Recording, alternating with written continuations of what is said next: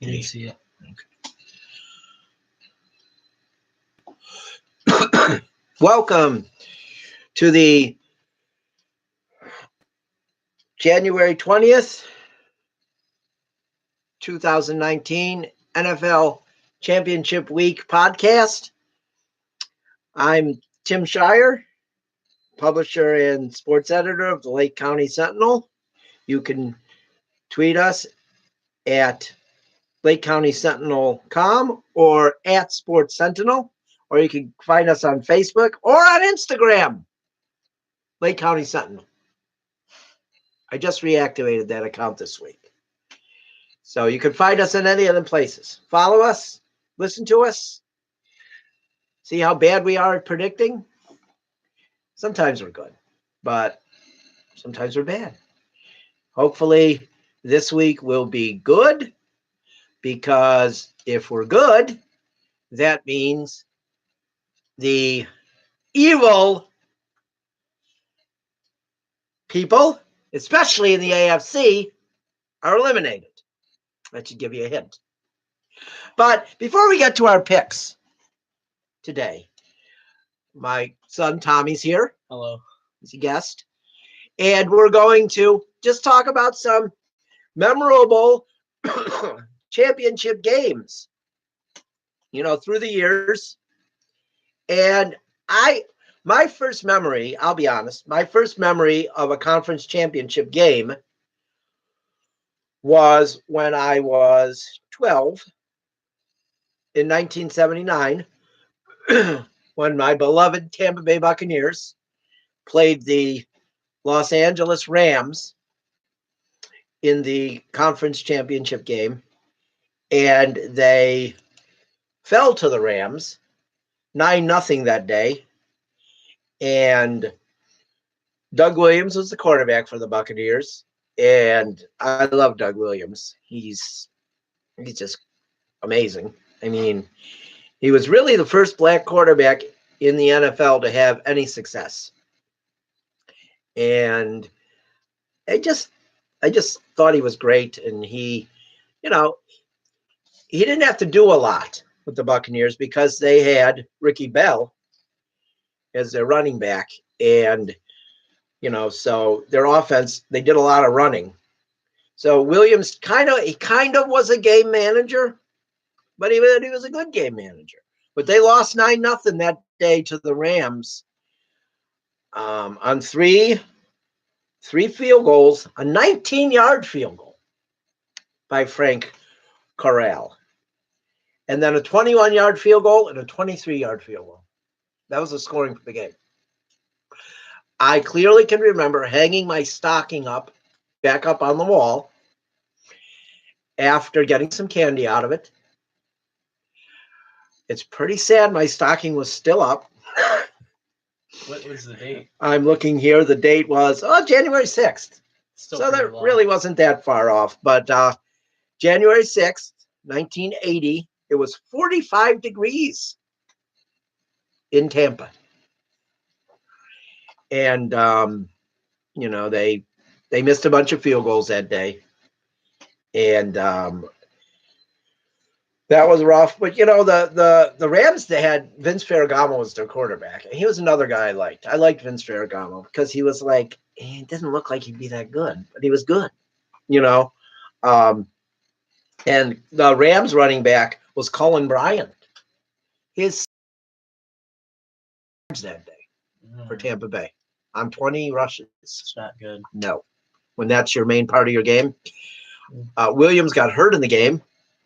Mike Ray came in to play quarterback. Williams only got hurt early in the game. So that's, 2 for 13 he was. And 2 for 13. Then Mike Ray was 2 for 13. They were, wow. And so they had 96 yards passing that day. So that's how you lose a conference championship game. When you're shitty. 150 total yards. Yeah.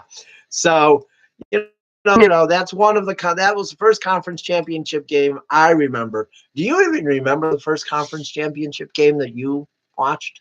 Probably not, because being a Browns fan growing up, by this point of the year, you're sick of everybody else winning, probably, right? Yeah, I just don't care And you anymore. don't care at this point. Yeah. Yeah, You think maybe you'll care next year? You might have a chance to care next year. probably not. You might have a chance to care. Because even if they make the playoffs, then you're still, They probably won't. you'll though. care more. Oh, I think they might make the playoffs next year. I don't know. Let's not jump ahead of ourselves, though, like everyone else is. But and then we jump ahead to 1986. Mm. The drive. The drive. That's pretty much all we need to say. I don't think I need to recap that for any Clevelanders. No. It was bad enough. The next year to me was the worst moment in Cleveland sports history in my lifetime. The fumble, because I thought he was over the goal line. He wasn't. And I was sickened by it. Well, yeah, he wasn't. You're right, he wasn't. But I thought he was. Yeah. But also, Rich Carlos missed a field goal the year before, and they said he made it. Yeah, that's true. Lies. They wanted Denver in. Yeah. So 2 years in a row, the Browns really, really got shafted. Yeah. It was horrible. Okay. And then 1989, they just didn't show up for that game. And when Bud Carson was coach. And really, after that, there's pretty much been nothing. Yeah. One playoff appearance since. Yep. Okay. So, but that's 3 NFC championship games. The Browns were in. AFC, I'm sorry, AFC. And then we go to 1999. 20 years later, from 79. Yeah. Okay. There's a few years where they didn't have a team in there, but. Well, that's true. 3. Yeah. Well, still, it's been a long time. Yeah. Okay. But then we go to 99. Fucking. Oh, I shouldn't have said that. That's not good. That's excuse my language. Okay. The Rams. Tampa Bay's finally good again. And who shows up in the NFC Championship game? The Rams. The Rams. What happens? Another normal NFL game score. No, not 9-0 this time. How about 11-6? The Rams win. But it was in St. Louis this time. The Rams were the better team. But the Buccaneers defense held that offense, the greatest show on turf offense, that had scored 526 points that 11. year. They held them to 11 points. And it sounds like maybe that out of that 11, one of them may have been on a safety. 2 of them. Not 2 of them. No. 2 of the points. No, I don't believe so. I don't know. I think. I think they might have missed an extra point. Let me see. Oh yeah, it is. Oh well, no. The Buccaneers snapped the punt out of the end zone. They did it on purpose. Yeah.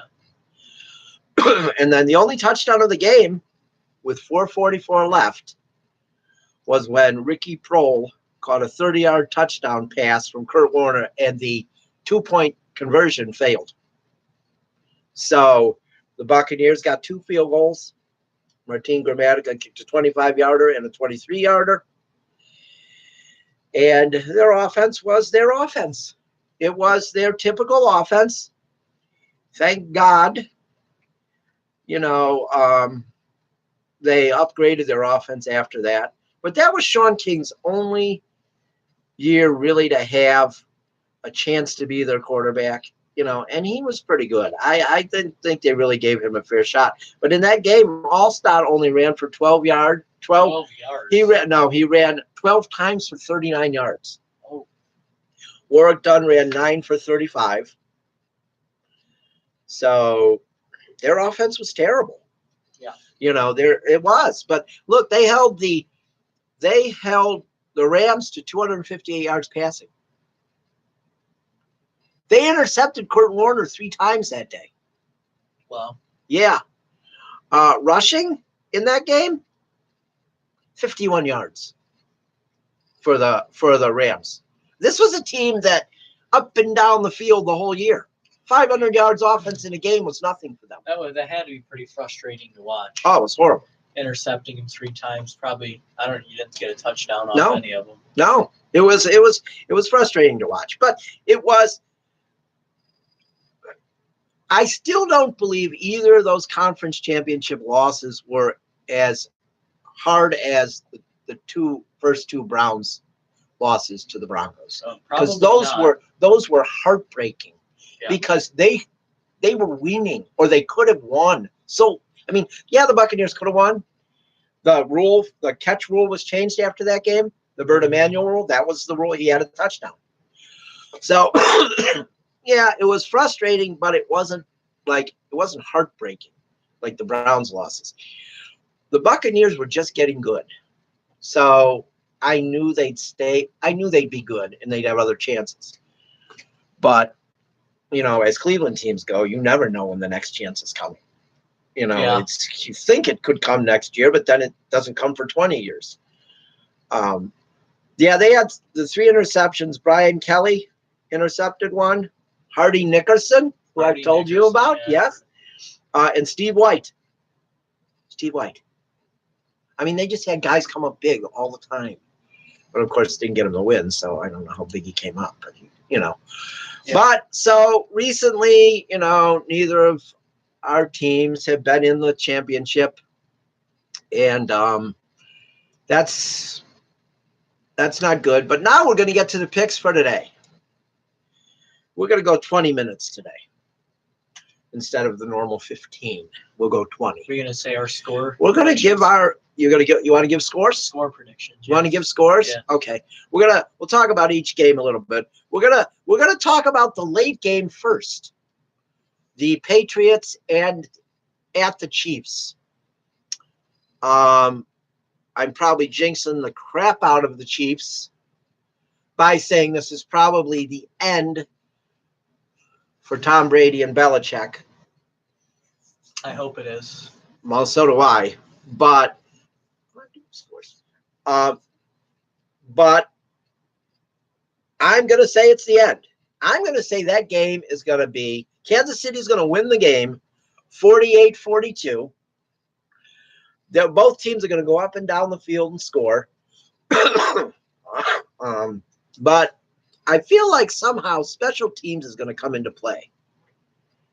And Chiefs will end up on the top. They have a Colquitt as their punter. Okay, the Chiefs. Yeah. You can't go wrong with a Colquitt as your punter. It's true. I mean, I knew that when I was a kid because the Steelers had their father as their punter. I thought he was a kicker. Oh, no, he was a punter. He was a punter. Greg Colquitt. They have a third brother who's a kicker. Yeah. Who's this kid on the Chiefs? Is Dustin on the Browns? Britton's on the Browns. I think this is Dustin. So I think the Chiefs are going to win this game 48-42. They'll cover the spot. They'll win the game. They're going to go to their first Super Bowl in a long time, like 50 years. What's your pick? I have the Chiefs. I have them winning 35-21. You think they'll hold? I think they'll win by 14. Their defense isn't great. I feel like their defense wasn't great in the regular season, but it's played pretty well in the playoffs. Well, it's true. It has. When it needed to step up, it has. And the key to beating the Patriots is remembering how to tackle. Because, you've seen the 41-year-old Tom Brady throw his 5-yard passes. He's 41? He's 41. He's 41. And he throws 5-yard passes now, so everybody thinks he's the greatest. Well, he throws 5-yard passes that they run for 40 yards. Yeah. So you don't seem to have that high of a opinion of Tom Brady. He was good. People try to say he's still in his prime. He's not in his prime anymore. He can't throw the ball more than. I've seen him throw it 20 yards. I feel like the quarterback in the first game that we're going to talk about in a minute is better than Tom Brady. Oh yes, I agree. Drew Brees. Yeah, Yes. Well, you're not. We're just, You had to say it. But so we both have Kansas City. I have them with 8 points. What do you have them with? 8 points. Yeah. So what that says though is we're picking them, but we don't have the most confidence in them. We're not 100%. Because you never know what can happen. Because with them, no, you never know what can happen with the refs. The refs, yeah. Remember, the Patriots will commit no penalties through the first 3 quarters. Yeah, and then they'll be or the Chiefs won't commit any, and then in the 4th quarter they'll commit 15. Yeah. To get the Patriots back in the game. Yeah. Let's not deny this crap happens because it does. And we're not talking about one of our teams being against them. Yeah. We're not talking about the Browns being against them. We're not talking about the Buccaneers being against them. We see this when they play anyone. Yeah. Okay? Yeah. Yeah. So, it's not just sour grapes because it happened against us. Crap, Tampa Bay plays them every 4 years. I can't even remember what the score was the last time they played them. I'm sure Tampa Bay beat them. I remember a few. I wasn't the last. Don't you think time. So? No. I know. I remember the last time. Well, I don't remember the last time the Browns played the Patriots, they lost. But I believe the time before that, they caught a victory. No, they did. They got it. Well, it might have been. No, I think that was longer because it might have been 3. No, it was probably at least 6 years ago, 5 years ago. Because remember, Wycliffe Baseball played Cornerstone Christian Academy after that. Did they? And lost to them. And I remember driving to the captain's game after, thinking to myself, this must be how the Patriots felt when they lost to the Browns. Yeah, because Cornerstone is not good. No. Okay. They wear khakis to practice. All right. So let's get on to the pick of the Saints and Rams. The Rams can win this year. Yeah. They could. They're allowed. But next year when they play in the championship game, they're not going to win. No. Well, it's 20 years. So they're not going to. The Buccaneers are not. Yeah, you don't know. So, okay. 3:05 today. Rams at Saints. Excuse me. Let me take a swig of cherry Pepsi. There we go. It's actually cherry Coke. It's always one of the two. But Rams at Saints. Rams are the 3-point dog on turf in a dome on the 3rd Sunday in January, which all the numbers say they don't have a shot. The biggest number they don't have a shot is because of 9. Number 9. And what is number 9? That is Breesus. Drew Brees. Breesus. One of the most knowledgeable kids I know about sports, one of Tommy's friends, Mason Wallace, is a Saints fan. And we go at it when the Buccaneers and Saints play. We take jabs at each other. But I got to give this kid credit. He knows sports. Okay. And he's a huge Saints fan. And I'm right with him today. I think Brees is the best quarterback in the NFL. And I think he's top 5 in NFL history. For sure. He is unbelievable. He's better than Brady. And he's the nicest guy in the league. What more do you want? Breesus and the Saints win today. 44-31. I'm going 16 confidence points with the Saints. I've been a fan of Breesus since he was at Purdue. What color's Purdue's uniforms? The same. You got it. The same colors. Yeah. I got the Saints 35-28, 16 points. Okay. So that's it. We are going to find out very soon, about 45 minutes. I will see you tomorrow night on the podcast. We have a special guest on Tuesday, Justin Latta. He's going to come and talk about the Indians. We'll be on for an hour that night. Everybody enjoy the games today. Have a good day, everybody.